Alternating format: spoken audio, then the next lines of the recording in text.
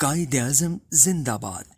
قائد اعظم محمد Ali Jinnah London سے بیرسٹری کی تعلیم مکمل کر کے آئے اور انہوں نے عملی زندگی کا آغاز بمبئی میں وکیل کی حیثیت سے کیا۔ اس وقت کسی نئے وکیل کو مقدمہ ملنا مشکل تھا۔ قائد اعظم روزانہ صبح عدالتی کارروائی دیکھنے جاتے اور شام کو اپنے دفتر میں موکل یعنی وہ شخص جو وکیل مقرر کرے کے انتظار میں بیٹھے رہتے۔ وہ لوگ جو کمیشن پر مقدمات لاتے تھے انہوں نے قائد اعظم محمد علی جناح پر زور دیا کہ وہ بھی کمیشن دینے کی حامی بھریں تو وہ مقدمات لا سکتے ہیں۔ قائد اعظم کو اللہ کی ذات اور اپنی محنت پر مکمل یقین تھا، اس لیے انہوں نے اسے پسند نہیں کیا اور پھر ان کے پاس کچھ عرصے بعد مقدمات کی کمی نہ رہی۔ قائد اعظم ہمیشہ اس مقدمے کو لیتے تھے جو حق پر ہوتا تھا، انہوں نے کسی جھوٹے اور بے ایمان کا مقدمہ نہیں لیا۔ ایسا ہی ایک واقعہ ان کی عظمت کو واضح کرتا نظر آتا ہے۔ ایک بار ایک موکل اپنے ہارے ہوئے مقدمے کی فائل اس غرض سے ان کے پاس لایا کہ مجھے اعلیٰ عدالت میں اپیل کے لیے جانا ہے، مگر اس سے قبل میں یہ اطمینان کرنا چاہتا ہوں کہ آیا مجھے اس میں کامیابی ہوگی یا نہیں، آپ میری فائل پڑھ کر یہ رائے دے دیں تو بڑی نوازش ہوگی۔ قائد اعظم نے فائل لینے سے پہلے اپنی فیس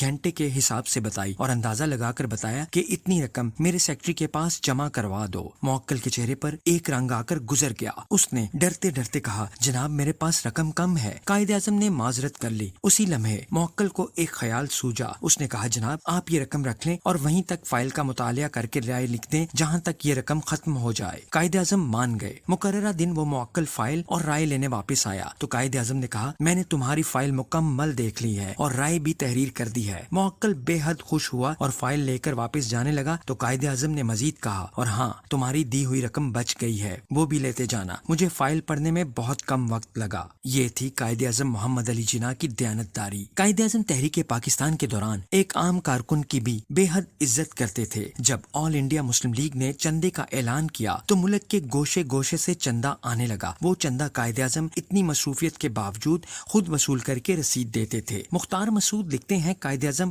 بہت کم کھانا کھاتے تھے، دبلے پتلے بوڑھے اور بیمار تھے، جسمانی کمزوری بہت بڑھ چکی تھی۔ زیارت میں قیام کے دوران ڈاکٹر الہی بخش نے تشویش ظاہر کی کہ کم خوراکی کی وجہ سے ان کی حالت بہت خراب ہو رہی ہے۔ ان کی رائے تھی کہ لاہور میں جو دو باورچی کپورتھلا برادرز کے نام سے مشہور ہیں انہیں زیارت بھیجا جائے کیونکہ ان کے ہاتھ کا پکا ہوا کھانا قائد اعظم کو بے حد پسند ہے۔ کپورتھلا باورچی بھائیوں کی تلاش شروع ہوئی، وہ لاہور چھوڑ کر فیصل آباد چلے گئے تھے، وہاں سے زیارت پہنچے اور کھانا پکایا۔ اس روز قائد اعظم نے چند لقمے شوق سے کھائے۔ کھانے کے بعد اپنے سیکرٹری فرخ امین کو بلایا اور کھانے میں فرق کی وجہ دریافت کی۔ وجہ بتائی گئی تو وہ ناخوش ہوئے۔ اپنی چیک بک منگوائی، باورچیوں کے آنے جانے کے خرچ کا حساب کیا اور اس رقم کا چیک کاٹ کر رقم سرکاری خزانے میں جمع کرا دی۔ باورچی کو روانہ کیا اور کہا یہ حکومت یا ریاست کا کام نہیں کہ وہ گورنر جنرل کو اس کی پسند کا کھانا سرکاری خرچ پر فراہم کرے۔ آزادی کے فوراً بعد حکومت پاکستان نے گورنر جنرل کے ذاتی استعمال کے لیے ایک طیارے کا آرڈر دیا۔ طیارہ ساز کمپنی نے اس میں کچھ اضافی لوازمات تجویز کیے۔ قائد اعظم نے بحیثیت گورنر جنرل ان اضافی اخراجات کی منظوری دے دی۔ جب طیارہ بنانے والی کمپنی نے جہاز کے بل کے ساتھ اضافی اخراجات کی رقم کو وزارت خزانہ کے پاس منظوری کے لیے بھیجا تو وہاں پر اس پر ناپسندیدگی کا اظہار کیا گیا اور وزیر خزانہ ملک غلام محمد نے یہ نوٹ بھی لکھا کہ ان اضافی اخراجات کے لیے پہلے وزارت خزانہ سے اجازت لینی چاہیے۔ دوسرے، پاکستان کے پاس کم رقم ہے جس سے حکومتی امور کو چلانا مشکل ہو رہا ہے، تاہم پھر بھی قوم کے باپ فادر آف دی نیشن کے لیے محکمہ کسی نہ کسی طرح بندوبست کر ہی لے گا۔ جب یہ نوٹ لگی ہوئی فائل دوبارہ قائد اعظم محمد علی جناح کے پاس آئی تو وہ مسکرائے۔ انہوں نے اپنے ماتحت وزارت خزانہ کو نہ تو وہ نوٹ واپس لینے کا حکم دیا اور نہ ہی کوئی اور کارروائی کی۔ انہوں نے اصول پسندی اور اعلیٰ ظرفی کا شاندار مظاہرہ کرتے ہوئے فائل پر لکھا یہ ایک غلطی تھی کہ کمپنی کو اضافی لوازمات کی اجازت دینے سے پہلے وزارت خزانہ کی منظوری نہیں لی گئی، مجھے اس کا افسوس ہے۔ موجودہ حالات میں ہم ان اضافی اشیاء کے بغیر بھی گزارا کر سکتے ہیں، اس لیے ان اضافی چیزوں کا آرڈر منسوخ کر دیا جائے۔ قائد اعظم کے ADC عطا ربانی لکھتے ہیں قیام پاکستان کے بعد 3 اہم شخصیات گورنر جنرل کی مہمان بنی۔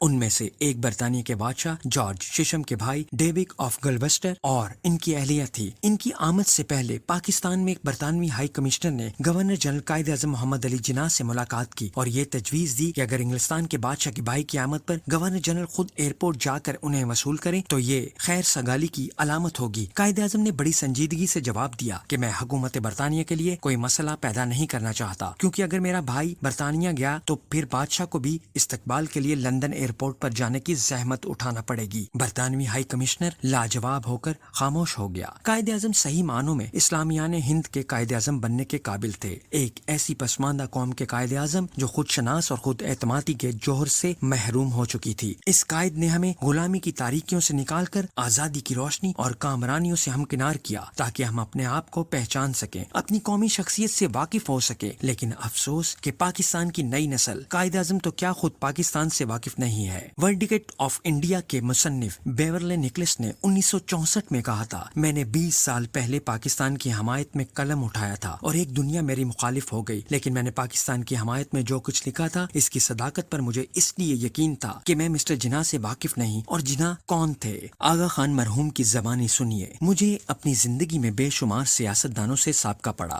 مثلا لارڈ جارج، چرچل، کرزن، میسولینی اور مہاتما گاندھی، لیکن جناح ان سب میں منفرد تھے۔ میرے خیال میں ان سے کوئی بھی جناح سے زیادہ مضبوط سیرت و کردار کا مالک نہیں تھا۔ ہوش، تدبر اور عزمیت و استقامت جو سیاست کے سنگ بنیاد ہیں، جناح میں بدرجہ اتم موجود تھے۔ اور مولانا شبیر احمد عثمانی نے قائد اعظم کے متعلق کہا تھا، شہنشاہ اورنگزیب عالمگیر کے بعد ہندوستان نے اتنا بڑا مسلمان پیدا نہیں کیا جس کے غیر متزلزل ایمان اور اٹل ارادے نے 10 کروڑ شکست خوردہ افراد کی مایوسیوں کو کامرانی میں تبدیل کر دیا۔ قائد اعظم زندہ باد۔